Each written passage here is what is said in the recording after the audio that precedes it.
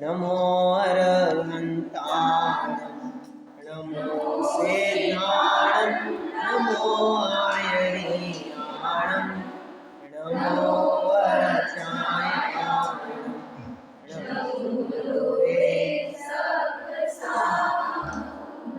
मंगलम भगवान वीरो मंगलम गौतम बुद्धि मंगलम कुंदकुंदाभ्यो जयधर्मोऽस्तु मंगलम सर्वमंगलमांगल्यं सर्वकल्याणकारिकं प्रधानं सर्वधर्माणां जयनं जयतु शासनं जैनं जयतु शासनं देखे तुम विजयवर्णाय सहली हुआई मज्जनयनाय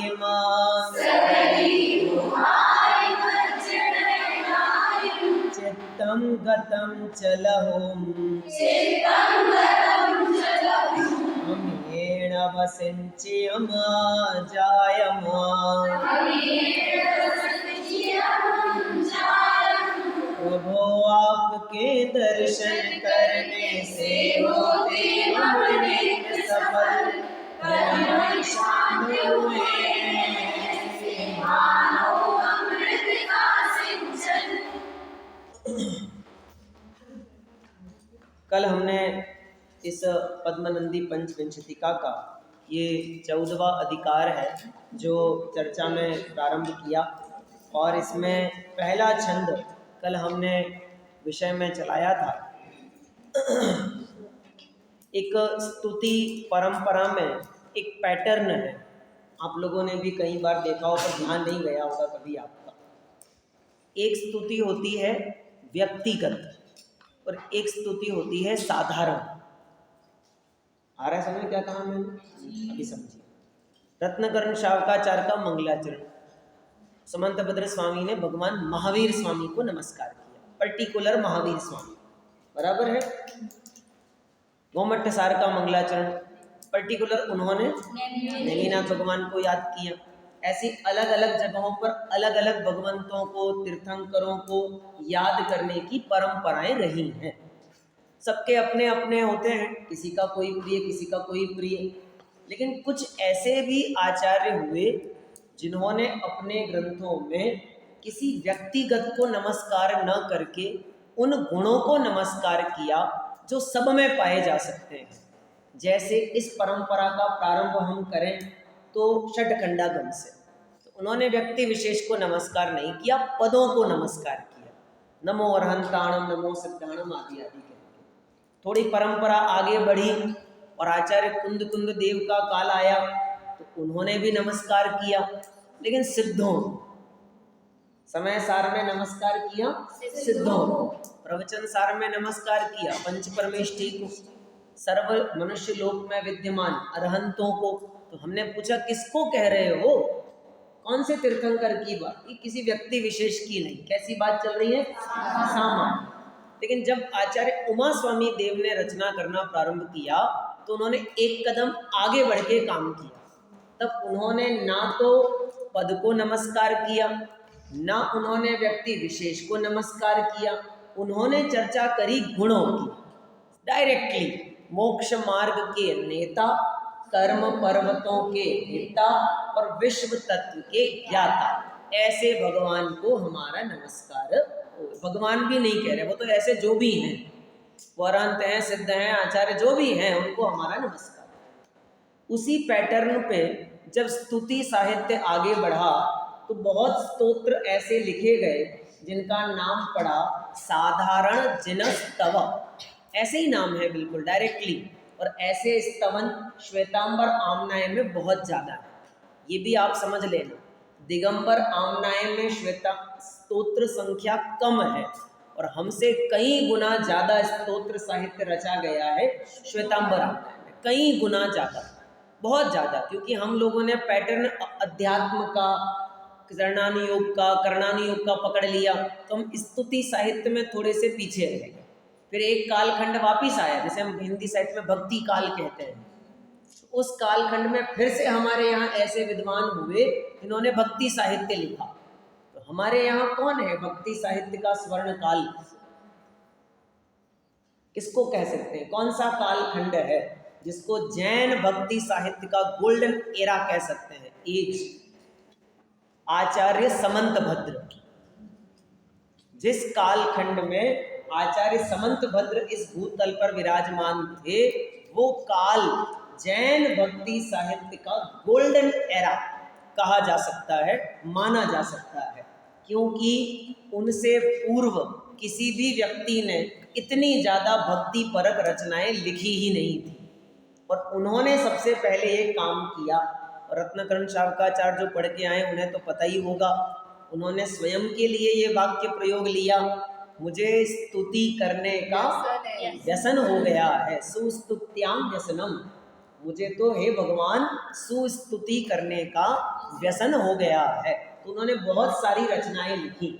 जहाँ अष्टक साहित्य चल रहा था, 16 छंदों की रचनाएं चल रही थी, वहाँ उन्होंने आचार्य समंत भद्र देव ने 116 छंद प्रमाण देवागम स्तोत्र रचा और उससे भी बड़ा स्वयंभू स्तोत्र रचा।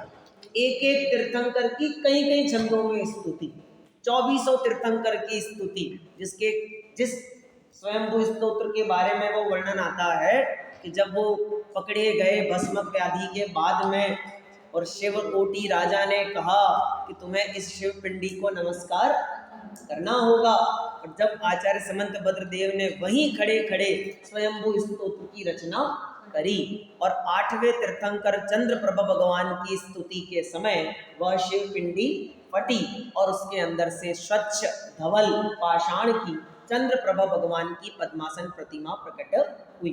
ऐसी कथानक प्रचलित है। तो इसलिए स्तुति साहित्य का स्वर्ण काल आचार्य समंत भद्र का काल। उन्होंने रचना करी स्तुति विद्या, बहुत जबरदस्त ग्रंथ है और आप में से कुछ लोगों ने शायद इसकी स्टडी करी भी होगी। विपाशा दीदी ने उसके कुछ छंद कुछ समय पहले यहाँ पे आपको बताए थे, पढ़ाए थे, है ना। तो ऐसे अनेक साहित्य हमारे यहाँ लिखे गए, रचे गए। तो उन्हीं में से एक ये साधारण जिन स्तवन है, इसका नाम हमने लिखा ना जिनेंद्र स्तवन। तो कौन से जिनेंद्र का स्तवन है? सामान्य, आप किसी पे भी अप्लाई कर सकते हो, कोई भी इस पे लागू हो सकता है। अरहंत आदिनाथ से लगा करके महावीर पर्यंत, इतना ही क्यों, जितने भी आज तक मुक्ति में गए हैं अरहंत अवस्था में थे, उन सब की भूमिका यहाँ बनाई जा सकती है। लेकिन बात चल रही है प्रतिमा से, मुद्रा। अब हम पंचम काल के जीव हैं तो हमें साक्षात जिनेंद्र भगवान के दर्शन का सौभाग्य तो मिला नहीं। हम में से ही कोई ऐसे सौभाग्यशाली जीव हुए जिन्हें विदेह क्षेत्र जाकर के साक्षात सिमंदर नाथ भगवान के दर्शन करने का अवसर मिला। लेकिन हमारा तो इतना भी पुण्य नहीं था, बराबर। और पंचम काल में यहाँ अरहंत होते नहीं, तो फिर हम अरहंत को कहाँ ढूंढे? तो कहा प्रतिमा। अरहंत की प्रतिमा अरहंत ही के जैसी ही होती है, जिन प्रतिमा जिनवर के जैसी, बिल्कुल वैसी की वैसी होती है। तो यहाँ जो जो वर्णन हम कर रहे हैं वे सारे वर्णन हैं तो प्रतिमा के, लेकिन लगाना किस पे? अरहंत भगवान। ठीक है। तो कल हमने क्या वाक्य पढ़े थे? हे भगवान, जब मैंने आपको देखा तो मुझे कैसा लगा? मुझे लगा मेरे तो नयन आज सफल हो गए। और कैसा लगा? मेरा चित्त शांत हो गया, मेरा शरीर विनम्र हो गया और मुझे ऐसा लगा कि मुझमें अमृत का सिंचन हो गया। आगे चलते हैं, क्योंकि अधिकार तो बड़ा है।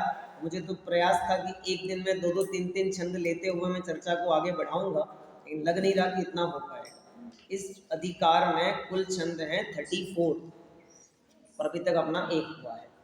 चलो दूसरे से चलते हैं आगे। कोई आवश्यकता मुझे पूरा करने की भी नहीं है, मैं तो रास्ता दिखा के चला जाऊंगा, फिर आप चलते रहना।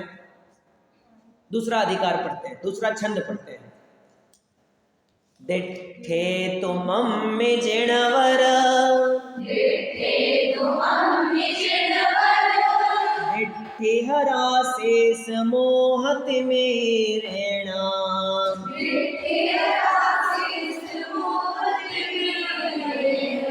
दहनट्ठं जयदिट्ठम्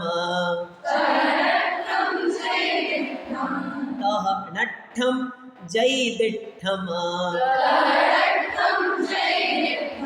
जहट्ठियं तं मयेतच्चम। जब तक आपके सामने नहीं आएगा तब तक आपको मजा नहीं आएगा समझ। राकेश जी को बोलो वो चालू करवा दे प्रोजेक्ट में सॉरी दीजिए। हाँ तो वो शायद हो जाए, यहाँ से टीवी चल जाए तो।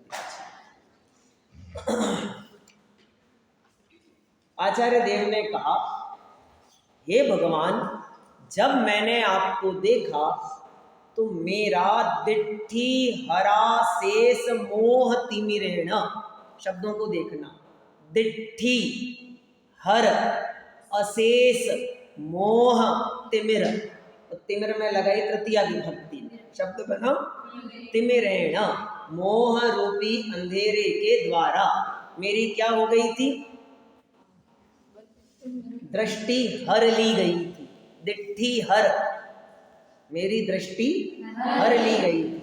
लेकिन हे भगवान, ऐसा मोह रूपी अंधेरा अशेषम तहनट्ठम, अशेषम, अशेष मन पूरी तरह, जब भी किसी शब्द के साथ में अ का प्रयोग किया जाता है तो संस्कृत में एक तत्पुरुष समास का भेद है जिसका नाम है नए तत्पुरुष, बराबर।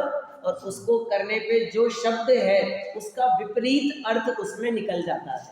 तो शेष का मतलब होता है बचा हुआ और अशेष का मतलब संपूर्णतः, पूरी तरह, टोटल, कंप्लीट, सकल, संपूर्ण, संपूर्ण मोह। कौन सा वाला मोह? तो दिट्ठी हर, दृष्टि को हरने वाला मोह। कौन सा वाला ये? दर्शन मोह। हे भगवान, जब मैंने आपको देखा तो मेरा दर्शन मोह, क्या लिखा शब्द? तह नट्ठम, ऐसा नष्ट हुआ, जई दिट्ठम, जैसे ही मैंने आपको देखा वैसे ही मेरा दर्शन मोह नष्ट हो गया। इतना अद्भुत प्रभाव जब हो गया। ये तो हमारे साथ तो ऐसा नहीं हुआ, हम तो रोज देखते हैं भगवान को, लेकिन हमें तो कभी नहीं हुआ ऐसा। देखने देखने का फर्क है, देखने देखने। वो ऐसा होता है ना, आप लोगों ने भी घर में किए होंगे ऐसी कोशिश। एक 5-7 साल पहले, 5-7-10 साल पहले एक पेज बहुत प्रचलित हुए थे मार्केट में, कागज। तो वो इसको ध्यान लगाओ, इसमें भगवान दिखाई दे। देखे होंगे सबने, सबने कोशिश करी होगी।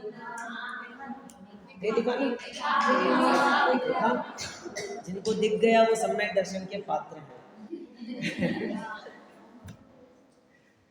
कि कागज तो वही है, तो किसी को दिख रहा है किसी को नहीं दिख रहा, ऐसा क्यों? देखने देखने का फर्क है। जिसको दिख गया वो कहता अरे ऐसे करके देख, ऐसे करके देख, थोड़ा थोड़ा टेढ़ा करके देख, थोड़ा सा आंखें ऐसी करके देख।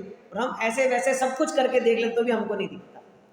दिन में देखो, रात में देखो, सुबह देखो, शाम को देखो, कभी भी उठा के देख लो, हमें नहीं दिख रहा। और कोई ऐसा है जिसने एक बार हाथ करे, हाँ बिल्कुल बराबर दिख रहा, बिल्कुल एक बार।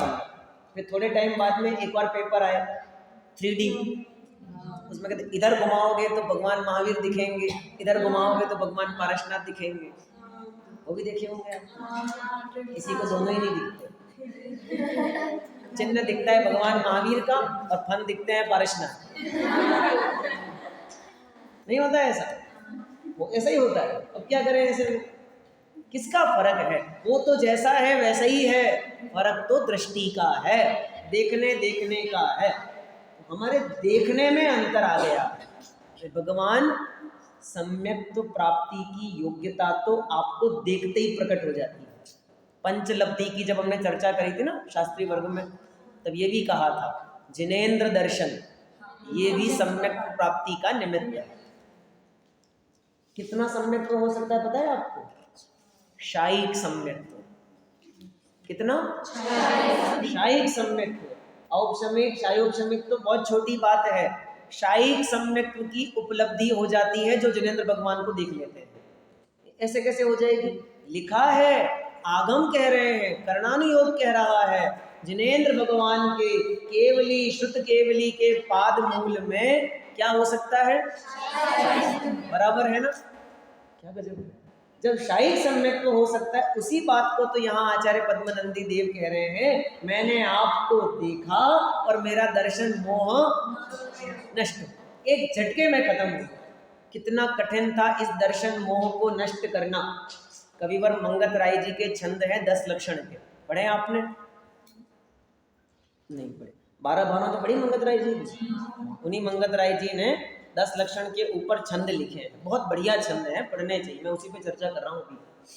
उसमें पहला छंद है, पहला का मतलब भूमिका वाला, उसमें पहली लाइन है, अब छोड़ अनादि भूल विषय सुख तूल, जगत दुख मूल कर्म भ्रम भारी, 10 लक्षण धर्म विचार जीव संसारी। बहुत बढ़िया छंद है, कोशिश करते हैं। आपने नहीं सुना है ना किसी ने, तो आपको एक एक करके सुनाता हूँ, घबराना नहीं। उत्तम क्षमा का तो आज सुनाई दूंगा। आज तो मार्दव हो गया। अरे आप लोग को तो समझना चाहिए, आज मार्दव तो कल ही हो गया। 10 दिन 10 धर्म, उस दिन भी तो बताया था, एक दिन एक को क्यों मान के चलते। ठीक है, फिर से समझना। पहली पंक्ति, अब छोड़ अनादि भूल, कब से है? मोह की महिमा नाम का पढ़ा ना मोक्षा प्रकाशक के 4थे अध्याय में। पहली लाइन पता है क्या लिखी पंडित जी ने? पहली लाइन मोह की महिमा की फर्स्ट लाइन, ऐसे मिथ्या दर्शनादि का संबंध जीव को अनादि से पाया जाता है। कब से? अनादि से। जब पंडित जी ने चौथा अधिकार चालू किया और उन्होंने प्रारंभ करी चर्चा मिथ्या दर्शन ज्ञान चारित्र की, फर्स्ट लाइन फिर से, ये जीव अनादि से कर्म बंध सहित है। हर जगह ऐसी ही लाइन मिलेगी आपको कि नहीं मिलेगी? कब से भटक रहे हो? काल अनंत निगोद मजार, वहां तो अनंत कह रहे, वहां तो अनादि नहीं कह रहे। काल अनंत निगोद मजार लिखा है ना, कि काल अनादि निगोद मजार लिखा है? अनंत, अनादि क्यों नहीं लिखा?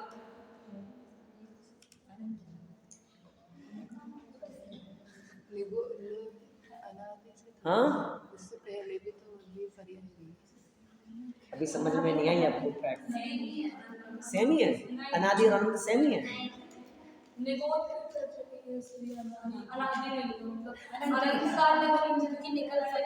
बस बस अब बताया, बस बस बस बस मैं बता सुनो सुनो, बहुत सिंपल सा ट्रैक है समझने के लिए। जिसका कोई प्रारंभ बिंदु नहीं है उसे हम क्या कहते हैं? अनादि से। लेकिन अनंत एक टाइम पीरियड है, कितना काल बीत गया, अनादि काल बीत गया ऐसा नहीं बोल सकते आप। कितना काल बीता? अनंत। जीव ने निगोद में कितना काल बिताया? प्रश्न बदल रहा हूं, जीव निगोद में कब से था? आगे समझ में, कब से और कितना दोनों के उत्तर अलग अलग है। जब हम कब से पूछेंगे तो उत्तर आएगा अनादि काल से संसार में। कितना काल संसार में बीत गया? अनंत। अब अनादि काल नहीं कह सकते। अरे समझ में, कुछ शब्दों को पकड़ना सीखना पड़ेगा। ठीक है, दौलत राम जी ने गलत नहीं लिखा है, सही लिखा है, काल अनंत निगोद मजार, क्योंकि उनको 4 गति भ्रमण बताना था। उन्होंने ये थोड़ी कहा कि पहली बार निकला है वहां से। उन्होंने कहा अनंत काल बिता के निगोद से निकला, फिर 10 पर्याय में आया, फिर देव गति, मनुष्य गति, नरक गति, तिर्यंज गति, सबके चक्कर लगा के फिर से चाहते चाहे क्यों परिवर्तन कहानी पूरी। ऐसी चर्चा, इसलिए अनंत अनादि का फर्क समझे। अनादि काल से यह जीव संसार में भटक रहा है, तो इसे आज तक सम्यक्त्व की उपलब्धि क्यों नहीं हुई? क्या इसमें सम्यक्त्व प्राप्ति की योग्यता नहीं है? क्या यह भव्य नहीं है? क्या मुझ में कोई कमी है? मुझे क्यों नहीं हो रहा सम्यक दर्शन? भगवान, मैं रोज आपको देखता हूँ तो मुझे सम्यक दर्शन क्यों नहीं होता? क्योंकि जो देखना चाहिए वो दिखाई नहीं है, इसलिए नहीं होता। जब दिख जाएगा तो हो जाएगा। सरल बात करता हूँ थोड़ी सी। जंगल में चंदन का पेड़ होता है, और जो सर्प होते हैं ना, सर्प, सांप, वो सांप को ठंडक चाहिए होती है तो वो चंदन के पेड़ों से लिपटे रहते हैं। सुनी होगी ये पंक्ति तो आपने अनेकों बार। और हम भी चंदन के पेड़ पे गए, मतलब उसके जंगल में, पेड़ पे तो हम कहाँ चढ़े, सांप है वहां तो ऑलरेडी। हम भी उस जगह पे खड़े थे और मयूर की ध्वनि सुनाई दी, मोर की आवाज। मोर की आवाज सुनते ही हमको तो आनंद आ गया, और वाह यार, मोर मोर चहक रहा है। और वही आवाज सुन के सर्पों के बंधन ढीले पड़ गए। वही आवाज सुन के, वही आवाज सुनकर वो मोर अपने बंधन छोड़ के भाग गए। कि कैसे हो गया? सर्प भाग गए, कैसे हो गया ऐसा? आवाज तो वही है, आवाज तो वही है ना। भगवान आपका दर्शन, दर्शन मोह का विघातक है। इन दोनों में बद्ध घातक संबंध है। अब आगे समझ में? आपका दर्शन करता हूं, दर्शन मोह नष्ट हो जाता है। जैसे सर्प मोर की ध्वनि सुनकर अपने बंधन ढीले कर देता है, ऐसे ही भगवान आपको देखने पर अनादि से संचित किया हुआ दर्शन मोह कैसा हो जाता है? ढीला पड़ जाता है, मंद होने लगता है। और इस मंद उदय में, इस मंद कार्य के, आप टोडरमल जी को फिर से पढ़े, एक फिर आपको हिंट करता हूँ। टोडरमल जी साहब से जब हमने पूछा कि अनादि काल से कर्म का बंधन है और ये परंपरा कभी रुकेगी नहीं, चलता ही रहेगा, बंधन चलता ही रहेगा, वो उदय में आएगा, उदय में राग द्वेष होंगे, फिर बंधन होगा, फिर वो उदय में आएगा, फिर राग द्वेष होंगे, फिर बंधन होगा, ऐसे तो परंपरा चलती रहेगी, फिर तो हम कभी मोक्ष में जा ही नहीं पाएंगे। तो टोडरमल जी ने क्या उत्तर दिया? हाँ, नदी के वेग का, कि नदी का वेग सदैव एक जैसा नहीं रहता। जब वेग तीव्र हो तब मत उतरना, लेकिन वेग मंद भी तो होगा ना। और जब वेग मंद होगा तब क्या करना? निकल के पार हो जाना। ऐसे ही दर्शन मोह का जब मंद उदय होता है तब प्रहार किया जाए तो ये नष्ट हो सकता है, लेकिन जब ये बलवान होगा तब आप इसे नष्ट करने का उपाय नहीं कर। तो हे भगवान, आपके दर्शन करने पर हमारा दर्शन मोह कैसा हो जाता है? मंद होने लगता है। और ऐसे मंद उदय में यदि जीव पुरुषार्थ करे तो सम्यक्त्व की उपलब्धि करके इस मिथ्यात्व रूपी महाविष को, इस महाभयंकर दोष को दूर कर सकता है। इसलिए शब्द दिया तहणठम जय दिठम। बढ़िया शब्द है, जय दिठम तहणठम। जैसे ही देखा वैसे ही नष्ट हो गया, जैसे ही देखा वैसे ही। कितना बढ़िया है वो जो मयूर और सर्प का दृष्टांत है ना, तो इसके लिए वो हिंदी में पंक्ति आती है अपने यहाँ पे, ज्यों मयूर धुनि सुनि अहि निज बल, बिलम जाय छिन बिलम न धर। नहीं आया? ज्यों मयूर धुनि सुनी, जैसे ही मयूर की ध्वनि सुनता है तो क्या हो जाता है? अहि, अहि मतलब सर्प क्या कर लेता है? ज्यों मयूर धुनि सुनी अहि निज बल, जो उसने बल लगाए हुए हैं, क्या कर देता है? उसको बिलम जाए, ढीले कर देता है। छिन बिलम न धर है, अब वो उस बिल की तरफ भागता है जहां उसको सिक्योरिटी मिल जाएगी। उसे लगता है अगर बाहर रहूंगा तो ये मोर मुझे खा जाएगा, बहुत सुंदर है मोर, लेकिन सर्प का विघातक है, सांप खा जाता है, पूरा पूरा काट डालता है सांप को मोर। तो ऐसी उसमें सामर्थ्य है। इसलिए अहि नकुल परस्पर विरोधी हैं, ये तो आपने सुना ही है, लेकिन वे तो लड़ते हैं आपस में। लेकिन मयूर और सर्प लड़ते नहीं हैं, गात ही करते हैं एक दूसरे का। फर्क समझना मेरा फिर से। सर्प और उसका मयूर का दृष्टांत हमेशा इस विषय में दिया जाता है। अगली अंतिम पंक्ति देखिए, जहठियम तम मये तच्चम। जहठिय यथा स्थित, जह यथा, ठियम स्थितम, वस्तु स्वभाव, आगे जाके शब्द दिया है तच्चम। तच्चम का मतलब तत्वम। तत्वम जैसा था वैसा मेरी दृष्टि में आ गया। मैंने आपको देखा और मुझे वस्तु स्वरूप समझ में आ गया। जैसा वस्तु का स्वरूप है, जैसा तत्वों का स्वरूप है, वैसा मेरी समझ में आ गया। क्या देखने से? ऐसे कैसे हो गया?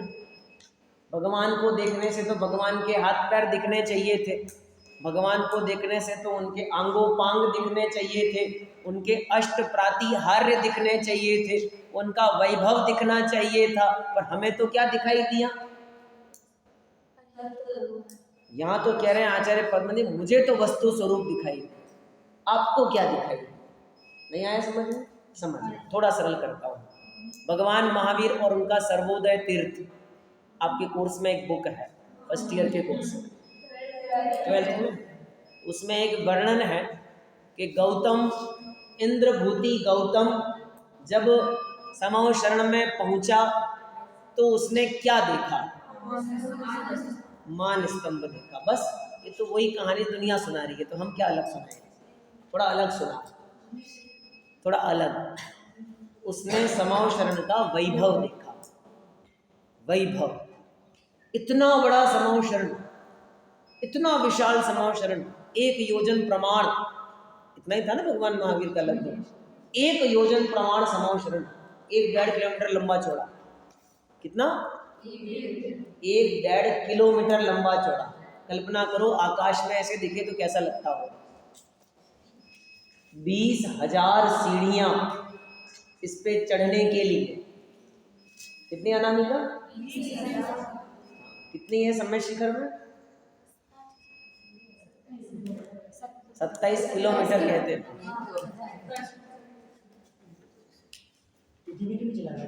लाइट का चल रहा है, डीपी पे काम कर रहा है।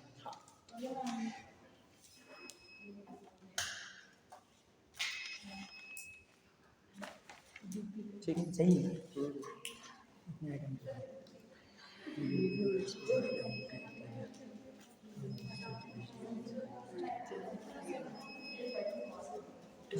ठीक है, उनको भेज दो।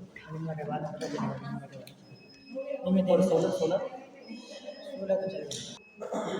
ये इधर क्या चल रहा है राकेश जी?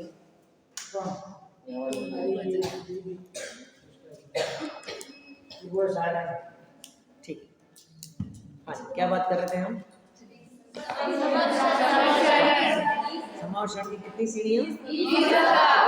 20,000। शिखर में 27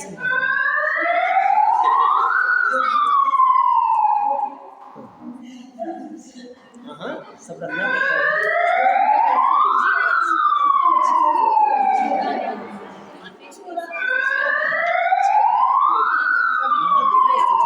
है। हमको सांस फूल जाती है। और समूह शरण में कितनी जगह चढ़नी है? गौतम को भी ऐसे ही लगा था, ऐसे ही लगा था गौतम को कि 20,000 सीढ़ियाँ चढ़ के जाऊंगा तब तक तो शाम हो जाएगी मेरी। लेकिन जैसे ही वो पहली सीढ़ी पे पांव रखे तो सीधे टॉप। इसका मतलब समूह शरण में पहुंचेगा भी वो जिसकी विल पावर बहुत बढ़िया हो। जो देख के डर गया वो तो वैसे ही गया। 20,000 चढ़ के कौन जाए? वो तो जा ही नहीं सकता। जा वो ही पाएगा जो ये सोच लेगा नहीं 20,000 चढ़नी पड़ेगी पर जाऊंगा जरूर। कह सकते हो, बिल्कुल मायावी है सब कुछ। हाँ, हम तो कह रहे हैं कि लोग ऐसे भी तो होते होंगे कहीं ना कहीं, तो कौन जाए। अपन काय को करें इतनी मेहनत, ऐसा। अब हम तो इतने आलसी हो गए वर्तमान में लोग तो कि प्रवचन हॉल में भी कौन जाए, घर बैठ के सुन लेंगे। ऑनलाइन तो चल रहा हो सब कुछ, हाँ, अभी एक को छोड़ के 10 के चल रहे हैं। क्या आश्चर्य है। मूल था, फिर से आ गया। गौतम को ऐसा लगा, इंद्रभूति गौतम को 20,000 सीढ़ियां चढ़ के कौन जाए, चढ़ के गया, उसे आश्चर्य हुआ, अचंभा लगा, क्योंकि ऐसा उसने कभी देखा नहीं, सुना नहीं, अनुभव नहीं किया। अंदर जाके देखा तो और सारा लंबा चौड़ा वैभव, ठाट बाट सब कुछ, 12 समाएं, स्फटिक मणि की दीवारें, ध्वज भूमि, सब कुछ देखा उसने, लेकिन कंसंट्रेशन उसका एक जगह पे जाके टिका हुआ। ये सारा जिसको सेंट्रलाइज करके बना हुआ स्ट्रक्चर है, सेंट्रलाइज समझ आ गया आपको, जिसको सेंटर में रख के ये सारी रचना हुई है, ऐसा कोई तो है जिसके नीचे सिंहासन लगा है, ऊपर छत्र लगे हैं, 64 चमर देव धुरा रहे हैं, पुष्प वृष्टि हो रही है, दुंदुभी वादन हो रहा है, जयकार हो रही है, लेकिन लेकिन लेकिन लेकिन लेकिन लेकिन उसकी दृष्टि गई उस डिस्टेंस पे जो सिंहासन और भगवान के बीच में था, 4 अंगुल, सिर्फ 4 अंगुल। उसे लगा ये सारा वैभव, ये सारे देव जिनकी सेवा में लगे हैं, वो तो इन सब से कितने 4 अंगुल ऊपर। इसका मतलब उन्हें इन सब से कोई लेना देना नहीं है। गजब है ऐसे व्यक्तित्व, गजब है। सौधर्म इंद्र आदि के लिए वर्णन लिखा पुराणों में, नौकर की तरह सेवा करता है, एक दास की तरह। सची इंद्राणी दूसरी अब इंद्राणी को भेजती होगी, जाओ लेके आओ गर्भगृह से बालक को। क्या करती हैं? स्वयं लेकर के आती हैं। यानी जिनके चरणों में सौधर्म स्वर्ग के सारे देव झुकते हैं, वे शची इंद्राणी और सौधर्म इंद्र स्वयं उस तीर्थंकर, बाल तीर्थंकर की सेवा में झुके हुए हैं।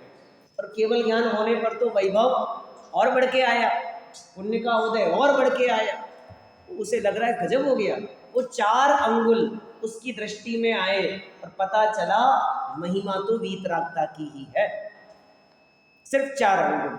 अब हमें क्या दिखाई देता है, हम सोचते हैं, उसे तो 4 अंगुल दिखाई दिए, तो उसे लगा, संजीव जी वैसे वैसा कहा करते थे कि मानो भगवान महावीर ने गौतम को मौन संदेश दिया, देखता क्या है, देखने वाले को देख।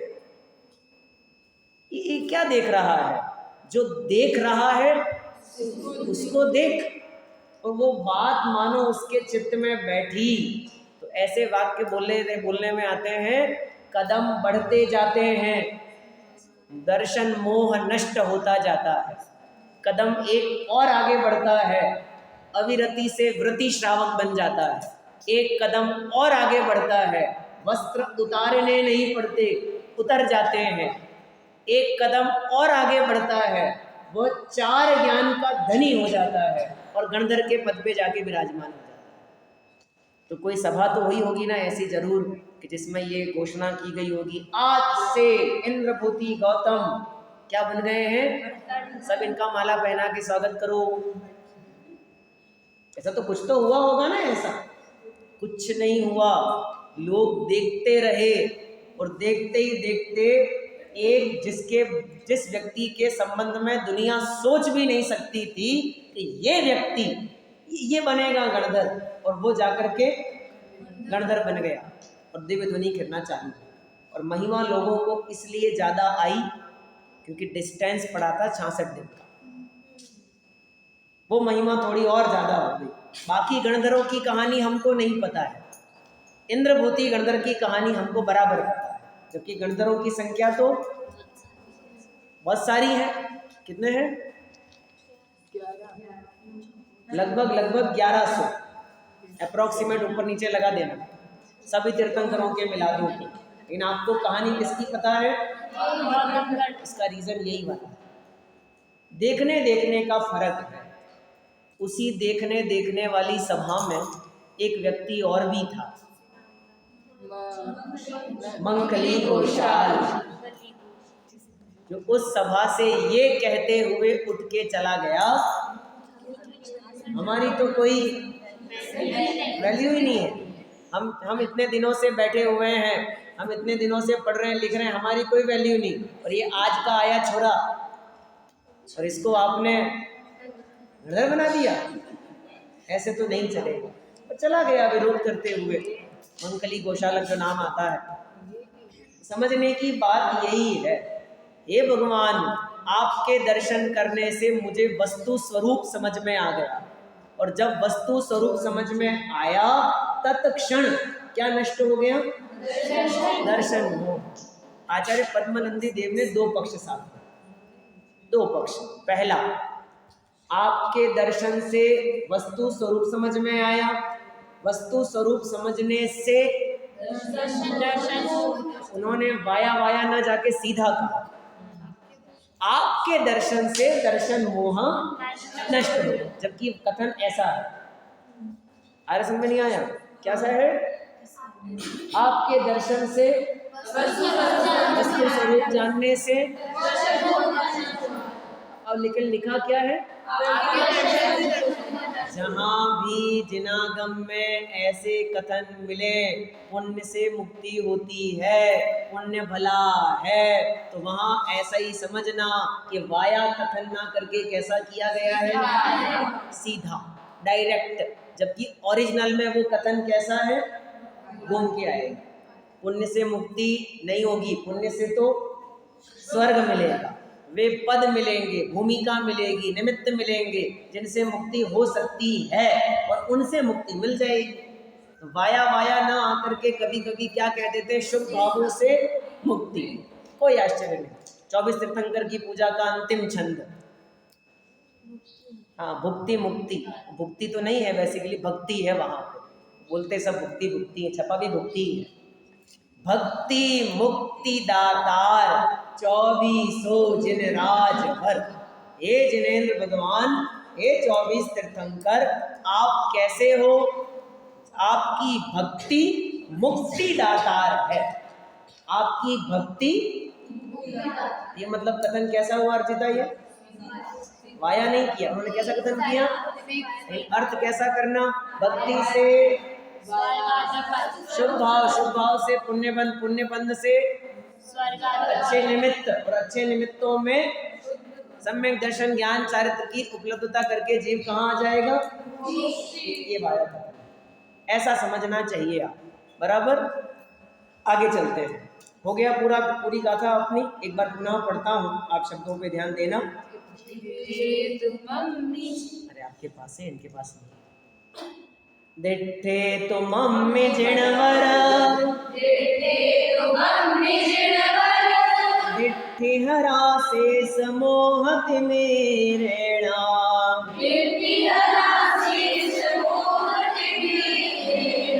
कहणट्ठम जय दिट्ठम, जहट्ठियं तन्मये तच्चमां।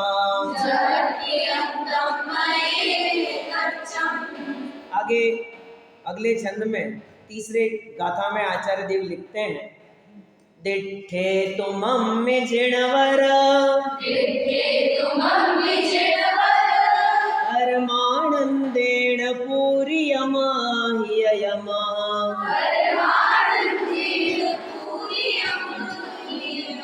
मज्जतः जह मन्ये, मुखं पिब पद्मपाणम्।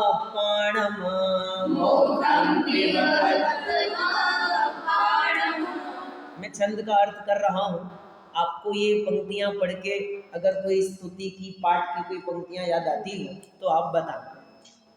हे भगवान, आपको देखकर मुझे ऐसा लगा, परमानंदेन पूरियम हिययम, हिययम हृदयम, मेरा हृदय मानो किससे भर गया है?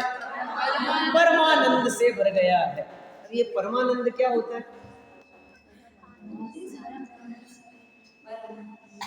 परमानंद क्या होता है?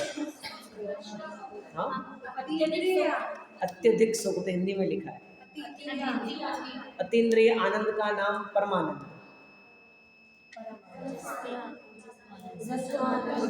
उत्तम सुख। बहुत सारे अर्थ आपने किए हैं, अलग अलग शब्दों को समझिए। पहला शब्द है परम और दूसरा है आनंद, बराबर। तो आनंद का अर्थ क्या होता है? आपने आनंद का अर्थ किया सुख, बराबर, ठीक है। सुख शब्द के दुनिया में अनेक अर्थ हैं। दुख के कम होने को भी दुनिया में सुख कहा जाता है, दुख के कम होने। पाप के मंद उदय को भी दुनिया में सुख कहा जाता है, प्रवृत्ति है कहने की। लेकिन यहाँ हम जिस आनंद की बात कर रहे हैं वो स्पर्शन, रसना, घ्राण, चक्षु, कर्ण कहीं से नहीं आता।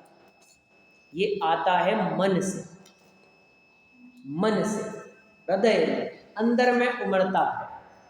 आनंद अंतरमा आज ना समाए, ऐसे ही वचन है ना कि आनंद आंखों में आज ना समाए, आनंद कानों में आज ना समाए।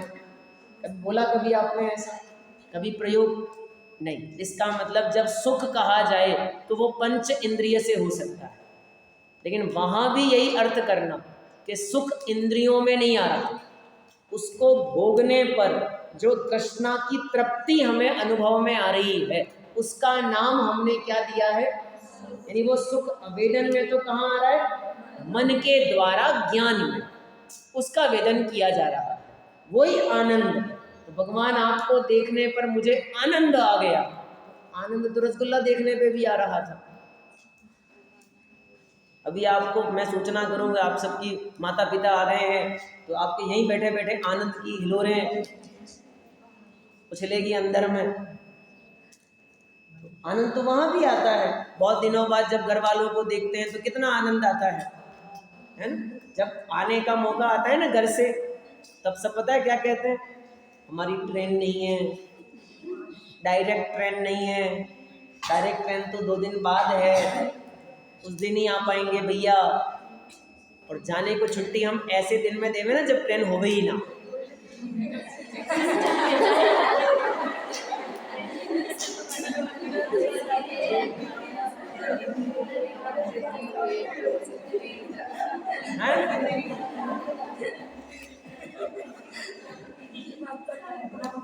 बोलो सत्य असत्य,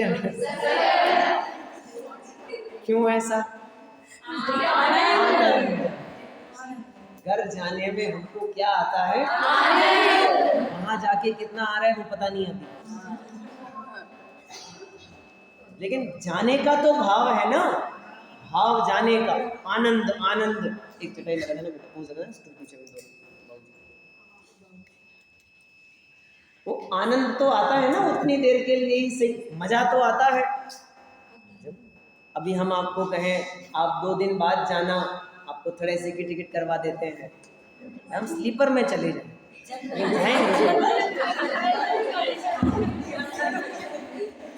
हाँ जनरल में चले जाएंगे, जाएंगे क्यों है ऐसा? क्यों? अब वो आनंद जाने में आ रहा है, जंगल में धक्के खाने में आ रहा है, गर्मी के मौसम में स्लीपर में परेशान होने में आ रहा है, क्या में आ रहा है?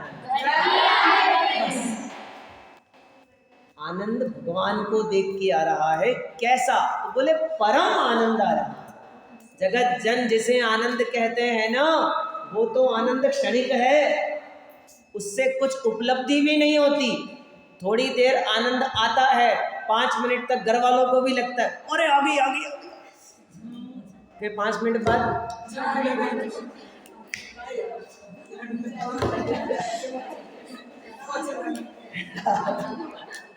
अपने अपने व्यथाएं आप सब याद कर लें, क्या क्या होता होगा घर में।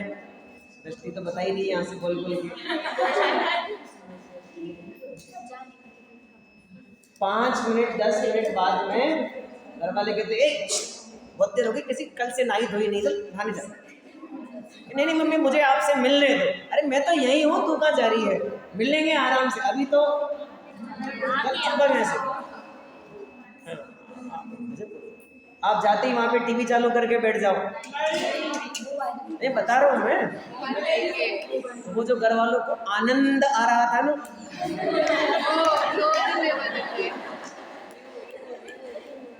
एक झटके में सारा आनंद निकाल देंगे वो। होगा कि नहीं होगा ऐसा? प्रैक्टिकल देखा है, यानी वो आनंद जिसे हम आनंद समझ रहे हैं, एक तो उसका रिजल्ट कुछ नहीं। समय सार की 74 नंबर गाथा को याद करूं तो दुखा दुख फलती, दुख रूप है और दुख में फलने वाला, अभी भी दुख रूप है और आगे भी दुख रूप होने वाला। लेकिन भगवान आपका दर्शन तो मुझे परम आनंद की प्राप्ति कराने वाला है। सुनो, आज आनंद आएगा तो पुण्य बंधेगा और भविष्य में भी आनंद आएगा, और यदि आज आकुलता हो रही है तो आर्त ध्यान से पाप बांधोगे और भविष्य में भी दुखी होगे। इसलिए मुझे आनंद नहीं, क्या आ रहा है? परम आनंद आ रहा है। मुझे तो बहुत मजा आ रहा है भगवान आपको देखकर। सोनागिर की वंदना करते हैं ना लोग, सोनागिर की वंदना आप लोगों ने भी करी होगी। 108 मंदिर है लगभग पहाड़ पे। जब पहला, दूसरा, तीसरा, चौथा, पांचवा, छठा, आठवां, नौवां, 10 मंदिर तक तो चावल ऐसे चढ़े, ऐसे बिल्कुल भक्ति भाव के साथ। और जैसे ही थोड़ा आगे बढ़ते हैं वैसे ही क्या भावना आती है? इधर जाओ, फिर इधर जाओ, फिर इधर जाओ, फिर इधर जाओ। भगवान को भी क्या पड़ी थी, एक जगह टिक के खड़े हो जाते। इतना इतना क्यों बोलो? 24 तीर्थंकर में से 20 तीर्थंकर सब में शिखर से मुक्ति पधारे, एक जगह से ही चले जाते हैं। हमको 20 चक्कर तो लगाने नहीं पड़ते। संदा प्रभु के लिए एक अलग टॉप चढ़ के जाओ पूरा पुणे में, फिर वहां से वापस घूम के आओ। भगवान अपनी नहीं तो हमारी सोच लेते हैं। आता होगा, आता ही है ऐसा विचार। 100 में से 99 लोगों को ऐसा विचार आता है। 100 में से 99, सच्ची बता रहा हूं मैं आपको। कष्टकारी लगता है, दुखकारी लगता है, तो जिन्हें जिनेंद्र भगवान का दर्शन कष्टकारी दुखकारी लगता है, वे जीव उस कार्य को करते हुए भी क्या बांध रहे हैं? पाप बांध रहे हैं। कौन सा पाप? आर्त ध्यान करके पाप बांध रहे हैं। भाई साहब की पंक्ति ना, बड़े पंडित साहब की, जिन्हें मंदिर दूर लगता हो। हाँ, हम तो इसको उल्टा करके समझाते हैं, हमें जब समझाना होता है। जिन्हें मंदिर दूर लगता है या जिनका नरक अब बिल्कुल निकट आ गया है, तो उन्हें मंदिर जाने का भाव कभी नहीं, उन्हें भगवान देख के कभी हर्ष होता ही नहीं, रोम रोम पुलकित होते ही नहीं, सच में नहीं। लेकिन जिनके होते हैं उनके लिए ये वाक्य लिखा। अगली पंक्ति तो बहुत ही बढ़िया। मज्जतहा जह मन्ने मोक्षम पिबपत्तमप्पाणम। हे भगवान, मुझे तो ऐसा लग रहा है कि मुझे तो मुक्ति ही मिल गई। कब? आपके दर्शन से। मैं मोक्ष में जाऊंगा तब जाऊंगा, लेकिन मुझे तो लग रहा है मैं आज ही मोक्ष को प्राप्त हो गया। कोई पंक्ति याद आई आपको? महाहर्ष मानो मिला, बिल्कुल इसी पंक्ति का भवान होगा, सेम लाइन बराबर है। मज्ज तहा जह मन्ने, वैसा मान लो, जैसा मान लो। कैसा? तो लिखा मोक्षम पिबपत्तम, मुझे क्या प्राप्त हो गया है? मोक्षम, मोक्ष ही प्राप्त हो गया है। इतना परम आनंद हे भगवान मुझे आपके आने से, आपके दर्शन करने से होता है। आपको कभी ऐसा विचार आता है कि जो ये हमारे पुराने कवि हैं जिन्होंने भजन लिखे हैं, ये निर्ग्रंथ गुरु, मैं आपके दर्शन कब पाऊंगा? भगवान के तो नहीं मिलेंगे, ये तो पक्की बात है। निर्ग्रंथ गुरु के दर्शन तो मिल ही सकते हैं ना। तो उसके लिए भी विद्वानों ने वो पंक्तियां लिखी, कविवरों ने बहुत सारी, कि हे गुरु मैं आपका दर्शन कब पाऊंगा। कब पाऊंगा इसमें क्या, बहुत आसान है, कभी भी कहीं भी चले जाओ, सब जगह मिल जाएंगे। यहाँ आ जाओ, हम यही दर्शन करेंगे, बैठे विराजमान है। इनकी बात थोड़ी चल रही है, जिनकी हम ऊपर चर्चा करके आए भजनों में। कौन सी वाली, कंचन कांच बराबर जिनके ज्यों रिपु, इनके लिए थोड़ी बोला है, वो तो किसके लिए बोला है, जीवंत मुनिराजों के। वो जीवंत मुनिराजों का दर्शन मुझे कब मिलेगा, मैं ऐसा भाग्य उदय कब पाऊंगा कि मुझे आपके दर्शन का सौभाग्य मिले। यानी ज्ञानियों को तो परम ज्ञानियों के दर्शन का लाभ ही पुण्यकारी लगता है, उसमें ही उन्हें अपने पुण्य की सफलता प्रतीत होती है। हमें जितना वैभव मिला है वो सारा वैभव उस एक धर्मात्मा जीव के दर्शन में, ज्ञानी के दर्शन में, जिनेंद्र भगवान के दर्शन के सामने तुच्छ प्रतीत होता है। मानो सौधर्म इंद्र को अपना स्वर्ग लोक का वैभव, हे भगवान, आपके चरणों के सामने फीका नजर आता है, कुछ नहीं लगता। उन्हें लगता है मजा तो यहाँ, वहाँ है आनंद। आप लोगों को भी लगता होगा ना ऐसा, आनंद तो कहाँ है, जब घर जाते हो ना, और उसके बाद जब गिनती चालू होती है रिवर्स गियर में, 10 9 8 7 5 6 4 5 3 2, कल तो जाना ही है। अब जब घर से निकल जाते हो उसके बाद फिर एक विचार चलता है, बस जल्दी शाश्वत, बस जल्दी शाश्वत नाम सुनते, ऐसा ही नहीं चलता।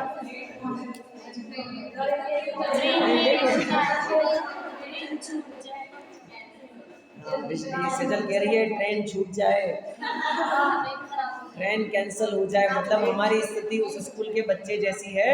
वो कहता है रोज स्कूल में कोई ना कोई मर जाए, छुट्टी होती रहे हमारी, तो रोज कोई ना कोई मर जाए।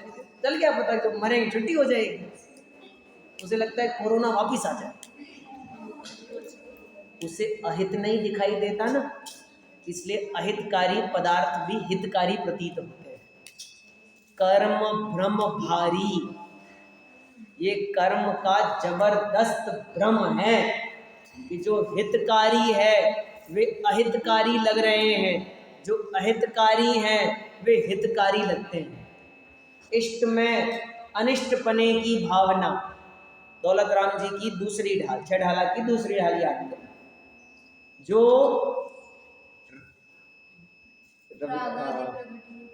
हाँ, ये एक और लाइन इसके आगे एक और है, रागादि प्रकट ये दुख देन, इसके आगे जाके एक और है, विराग ज्ञान लगे आपको। इन दोनों पंक्तियों को कंपेराइज करना आपस में, क्या कहना चाहते हैं दौलत राम जी, इसी बात से कह रहा हूं, जो रागादि स्पष्ट प्रत्यक्ष दुखदायी हैं वो हमें अच्छे लग रहे हैं, और जो वैराग्य वर्धक चर्चा, वीतराग भगवान, उनका ज्ञान, वो राग को मिटाने वाला है, सुख को देने वाला है, और वो हमको कैसा लग रहा है, कष्टकारी। ते लखे आपको कष्टदान, बराबर। आप लोगों ने बचपन में एक कविता बोली होगी जरूर आपने, जैनी बच्चों हाँ भाई हाँ, एक बात सुनोगे हाँ भाई हाँ, उसमें आगे चलता है ना पूरा, रात्रि भोजन ऐसा नहीं भाई, ना भाई ना, रात्रि भोजन ना भाई ना। उसमें जब बुलवाते हैं भोजन तो ऐसा होता है, रात्रि भोजन सुनो, तो वो कहता है हाँ भाई हाँ, छान के पानी ना भाई ना, मुक्ति में जाना हाँ भाई हाँ, मतलब मुक्ति की हाँ और दर्शन की ना, ऐसे तो सुख मिले कहाँ। आगे समझ में कुछ, जो छोड़ने लायक है वो पकड़ के रखा है, जो पकड़ने लायक है वो ग्रहण ही नहीं किया, ऐसे तो सुख मिलेगा। ये कहना उन्होंने कहा कि हे भगवान, मैंने आपको देखा तो मुझे तो ऐसा लगा कि मानो मुझे तो साक्षात क्या मिल गई होवे, मुक्ति मिल गई। आपको क्या लगता है? सरल बात करता हूँ, कवि बहुत सोच सोच के भजन लिखते होंगे ना, बहुत सोच सोच के। मैं सच्ची बताऊं आपको, ये आप लोगों की समस्या है भारी। प्रवचन करने बिठाते हैं आपको, तो टारगेट दिया कि आपको 45 मिनट प्रवचन करना है, तो आपका आधा घंटे में पूरा हो जाता है।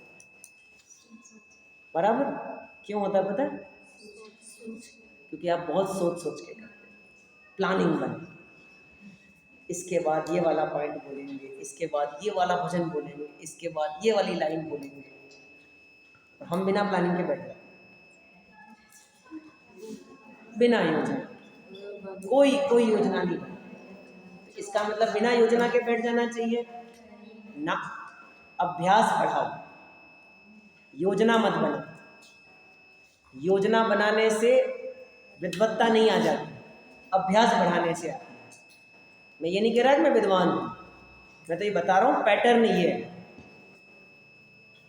5 पेज डायरी के भर के भी अगर आप यहाँ बैठोगे ना तो भी नहीं बोल पाओ, तो भी नहीं बोल पाओ। कदाचित बोल भी लोगे तो सबको जोड़ नहीं पाओ, कदाचित जोड़ भी लोगे तो प्रतिपादन नहीं कर पाओ, टारगेट तक जो लक्ष्य है वहाँ तक नहीं पहुँच पाओ। और इन सबको समाविष्ट करना है तो टारगेट सेट करके चलो दिमाग में कि मुझे ये पर्पस क्लियर करना है। ऑटोमेटिकली आपको जो आता है वो सारा अपने आप निकल के सामने आता है। मैं आपको सच बता रहा हूँ, ये जो गादी है, ये जो स्थान है, इस स्थान में ऐसा महात्म्य, मैं बहुत खतरनाक शब्द कह रहा हूँ अगला, चमत्कार है इस स्थान में कि यहाँ जो बैठ जाता है वो अपना नहीं कह पाता, वो गणधर की गादी से कहता है। मुंशी प्रेमचंद की एक कहानी है, पंच परमेश्वर, पंचों के मुख से परमेश्वर कहते हैं। ऐसे ही यहाँ जो बोलता है ना वो नहीं बोलता। आप इस पद की मर्यादा, इसकी गरिमा को समझेंगे ना तो आपको कभी ये समस्या नहीं आएगी कि हम क्या बोले, हम क्या बोले, कुछ समझ में नहीं आएगा। हम क्या खाएं, क्या पिए, कैसे चलें, कैसे बोले, सब आपको ऑटोमेटिक समझ में आ जाएगा जब आप यहाँ बैठे। उस स्थान की, उस पद की ये गरिमा है अपने आप। मैं मेरे जीवन का बता रहा हूँ प्रत्यक्ष, ये सब बातें ऐसे ही होता है। कई विचार ऐसे होते हैं जो एकदम क्लिक होते हैं, एकदम सडन, सोच के ही नहीं आते, कुछ नहीं होता, और पढ़ते पढ़ते अचानक से ऐसा लगता है कहाँ से आ गया, कहाँ से आ गया वो विचार दिमाग में। आप लोगों की योग्यता सुनने की आ गया दिमाग में, अचानक से आ जाए। कभी कभी सालों साल पढ़ने के बाद नहीं आ गया, और जैसे यहाँ आके बैठे सुनाना चालू किया और आ गया समझ में। कुछ भी हो सकता है। मैंने कहा प्लानिंग तो 4 छंद की करके आता हूँ मैं एक दिन में, होता नहीं है। क्यों नहीं होता? वो ऐसे ही चलता है। ठीक है, हो गया छंद पूरा, गाथा पूरी। मज्ज तहा जह मन्ने, ऐसा मानना, मैं ऐसा मानता हूँ, मन्ने मैं ऐसा मानता हूँ कि मुझे मानो क्या मिला, मोक्षम पी व पत्तमप्पाणम, मुझे तो मानो मोक्ष ही मिल गया हो, ऐसा मुझे लगता है। ऐसा उन्होंने छंद गाथा की। ठीक है, एक बार पुनः गाथा पढ़ता हूँ और विषय को पूरा। अरे छोटे मोटे देखा ही नहीं, आपको भूख नहीं लगी थी? बोलना चाहिए था ना। दिठे तुम जिणवर आनंदेन पूर्यमा हियमा,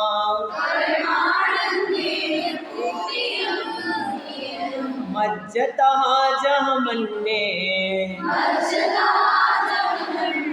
मोक्षं पिब पत्तमप्पाणमा।